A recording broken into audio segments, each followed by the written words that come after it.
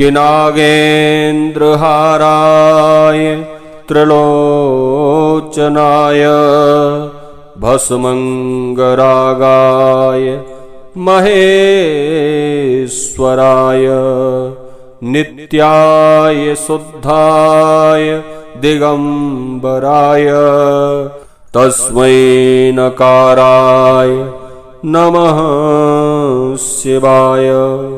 नमस्कार प्रिय बंधुओं, आप सभी का हमारे YouTube चैनल में बहुत बहुत स्वागत है।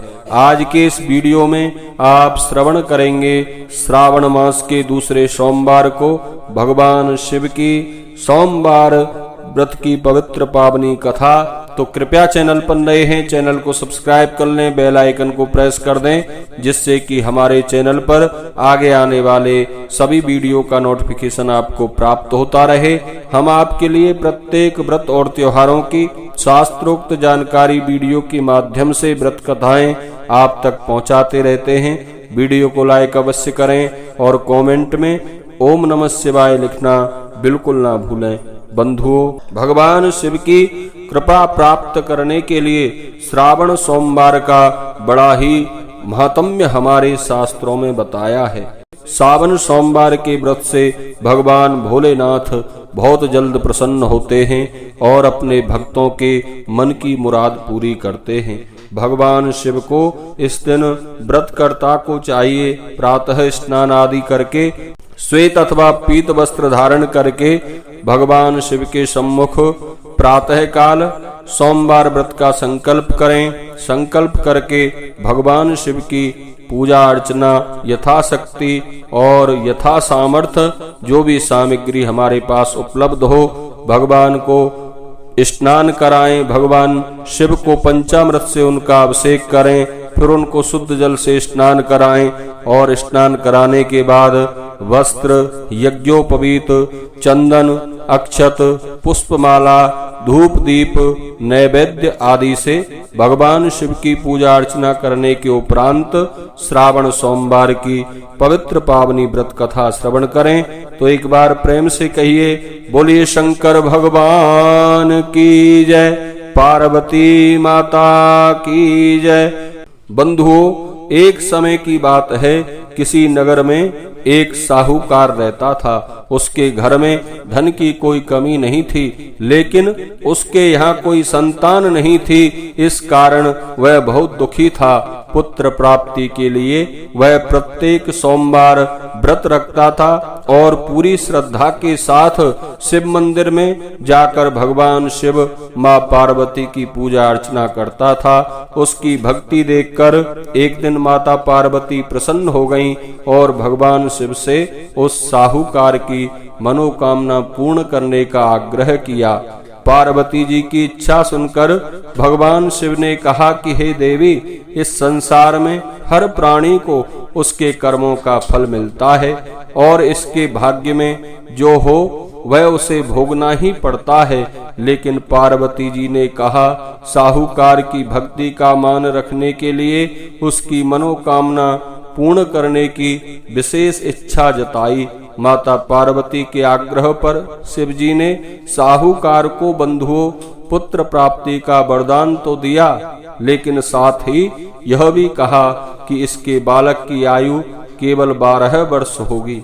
माता पार्वती और भगवान शिव की बातचीत को साहूकार सुन रहा था। उसे ना तो इस बात से कोई खुशी हुई और ना ही किसी प्रकार का दुख हुआ। वह पहले की भांति भगवान शिव की पूजा अर्चना करता रहा। कुछ समय के बाद साहूकार के यहाँ एक पुत्र का जन्म हुआ। जब वह बालक 11 वर्ष का हुआ तो उसे पढ़ने के लिए काशी भेज दिया गया। साहूकार ने पुत्र के मामा को बुलाकर उसे बहुत सारा धन दिया और कहा कि तुम इस बालक को काशी विद्या प्राप्ति के लिए ले जाओ। मार्ग में यज्ञ कराते हुए जाना, जहाँ भी यज्ञ कराओ वहाँ ब्राह्मणों को भोजन कराते और दक्षिणा देते हुए जाना। दोनों मामा भांजे इसी तरह यज्ञ कराते और ब्राह्मणों को दान दक्षिणा देते काशी की ओर चल पड़े। रात में एक नगर पड़ा जहाँ नगर के राजा की कन्या का विवाह था। लेकिन जिस राजकुमार से उसका विवाह होने वाला था वह एक आंख से काना था। राजकुमार के पिता ने अपने पुत्र के काना होने की बात छुपाने के लिए एक चाल सोची। साहूकार के पुत्र को देखकर उसके मन में एक विचार आया। उसने सोचा, क्यों न इस लड़के को दूल्हा बनाकर राजकुमारी से विवाह करा दूं। विवाह के बाद उसको धन देकर विदा कर दूंगा और राजकुमारी को अपने घर ले जाऊंगा।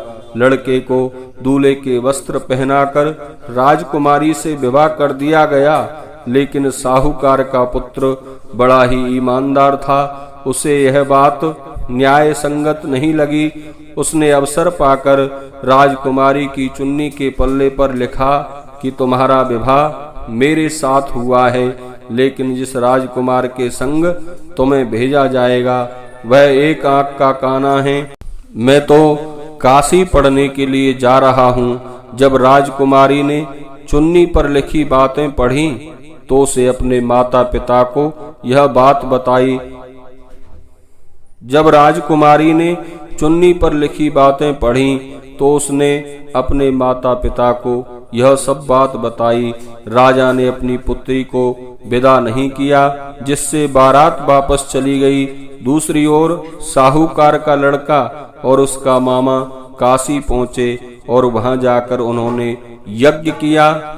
जिस दिन लड़के की आयु 12 साल की हुई उसी दिन यज्ञ रखा गया।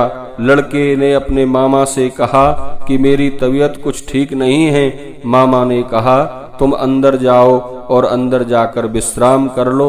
शिवजी के वरदान अनुसार बंधुओं, कुछ ही देर में उस बालक के प्राण निकल गए।